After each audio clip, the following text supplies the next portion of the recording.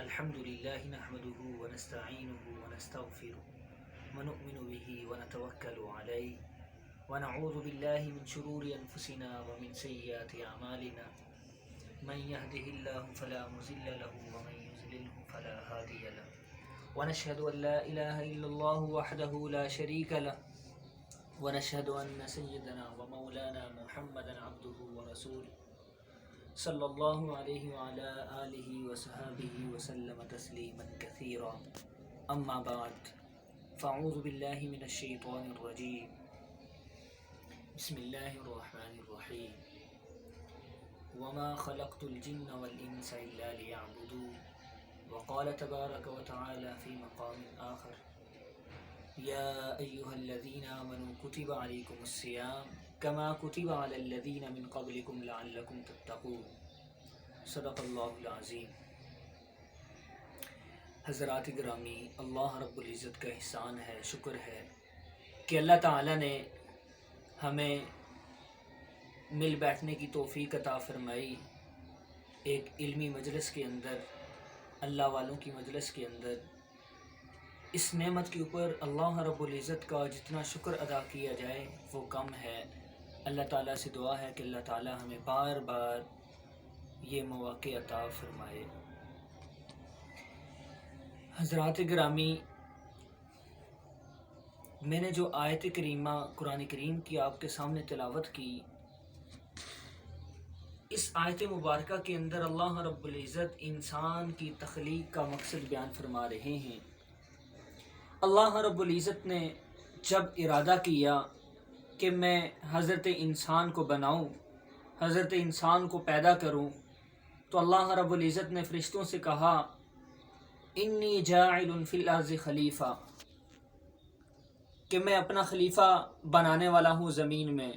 تو فرشتوں نے کہا اے باری تعالی نحن نسبح بحمدک ونقدس لک، کہ اللہ ہم تو ایسی مخلوق ہیں کہ آپ کی پاکی کو بیان کرتے ہیں، آپ کی تسبیح بیان کرتے ہیں، آپ کا ذکر کرتے ہیں، دوسری مخلوق کی کیا ضرورت ہے؟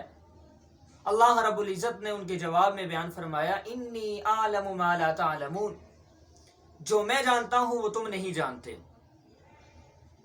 حضرات گرامی، فرشتے ایک ایسی مخلوق ہے جن کے اندر اللہ رب العزت نے اطاعت اور فرما برداری کا مادہ رکھا ہے، جن کے اندر مادہ ہی اللہ رب العزت کی اطاعت کا ہے، اللہ کی عبادت کا ہے۔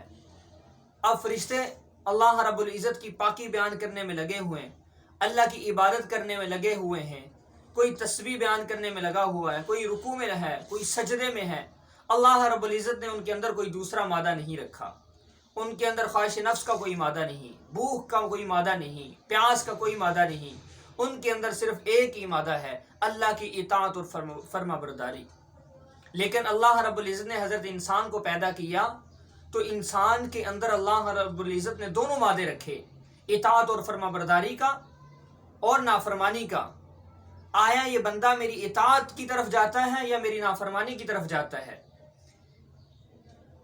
تو ان دونوں چیزوں کو رکھ کے اللہ رب العزت نے حضرت انسان کو امتحان میں ڈال دیا، آزمائش میں ڈال دیا کہ یہ بندہ کس طرف جاتا ہے۔ تو حضرت انسان کی تخلیق فرمانے کے بعد اللہ رب العزت نے انسان کے مقصد کو بیان کر دیا۔ ہر چیز کا ایک مقصد ہے، تو انسان کو پیدا کرنے کا مقصد اللہ نے دو ٹوک الفاظ کے اندر بیان کر دی ہے۔ وہ کیا ہے؟ وما خلقت الجن والانس الا لیعبدون، کہ اللہ کی اطاعت فرما برداری، اللہ کی عبادت، یہ انسان کا مقصد ہے کائنات کے اندر۔ لیکن انسان جب دنیا میں آیا تو انسان دنیا کی باغ دوڑ کے اندر جب لگا تو وہ اپنے مقصد کو بھول گیا، اپنے مقصد سے دور ہو گیا۔ چونکہ انسان ہے، انسان کے ساتھ اللہ رب العزت نے بشری تقاضے لگا دیے، اس کے ساتھ اس کا پیٹ ہے، اس کو بھوک لگتی ہے، اس کو پیاس لگتی ہے، اس کی خواہش نفس بھی اس کے اندر رکھ دی، غصے کا مادہ بھی رکھ دیا اس کے اندر، اطاعت اور فرما برداری بھی رکھ دی۔ اور اللہ رب العزت نے یہ رعایت دے دی انسان کو کہ یہ جو تیری ضرورت ہے پیٹ کی آگ بجھانا، اس کو تو بجھا سکتا ہے، اس کے لیے محنت کوشش کر سکتا ہے، لیکن کس طریقے سے محنت اور کوشش کرنی ہے؟ جو اللہ کا حکم ہے اسی حکم میں، اسی حدود میں رہتے ہوئے اپنے پیٹ کی آگ کو بجھانا ہے، اپنی ضرورت کو پورا کرنا ہے، اپنی خواہش نفس کو پورا کرنا ہے۔ اگر ہم اس سے باہر جائیں گے تو پھر یہ نافرمانی ہو جائے گی، گناہ ہو جائے گا۔ اللہ رب العزت نے یہ بشری تقاضا انسان کے اندر رکھا، یہ انسان کی ایک ضرورت تھی، بھوک پیاس خواہش نفس۔ انسان نے اس ضرورت کو پورا کرنے کے لیے جو اصلی مقصد تھا، حقیقی مقصد تھا، اللہ کی عبادت، اللہ کی اطاعت اور فرما برداری، انسان اس مقصد سے دور ہو گیا۔ اب دیکھیں، ہم 11 مہینے اللہ رب العزت نے ہمیں دیے، 11 مہینوں کے اندر ہم اپنی مرضی سے زندگی گزارتے ہیں۔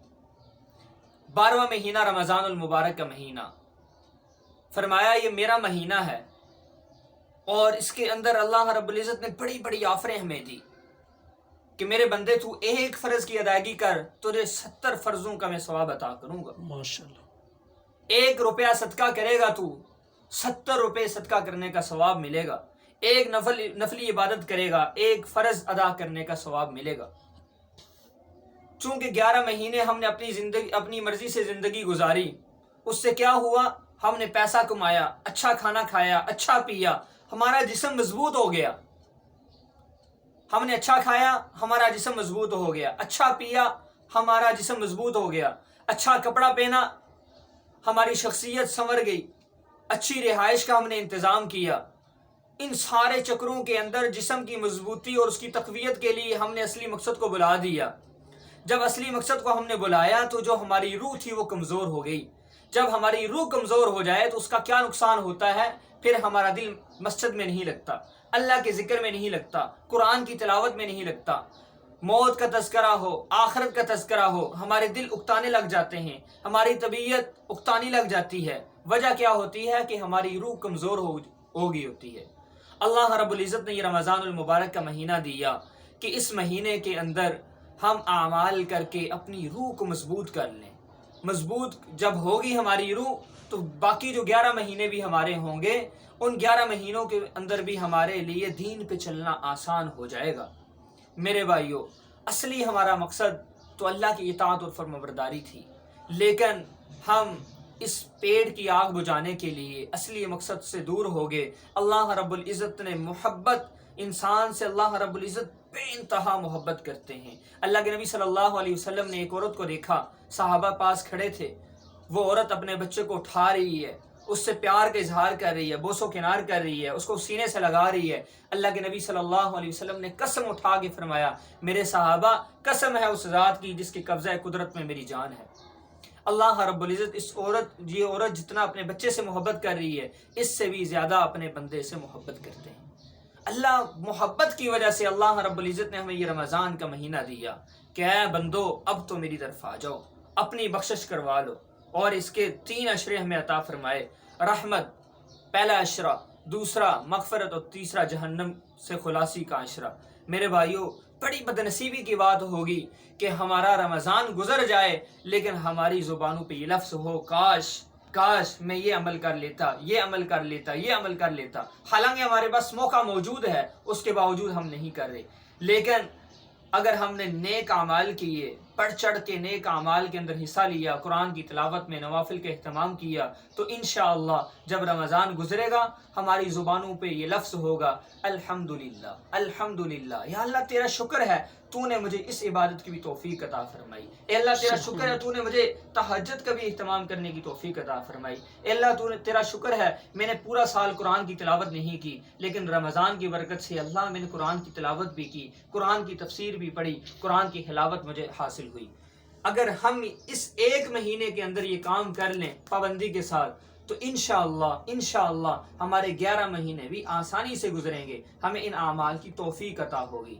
اللہ تعالیٰ سے دعا ہے کہ اللہ تعالیٰ ہمیں جیسے رمضان کا حق ہے ویسے اس کا حق ادا کرنے کی توفیق عطا فرمائے۔ وآخر دعوانا الحمدللہ رب العالمین۔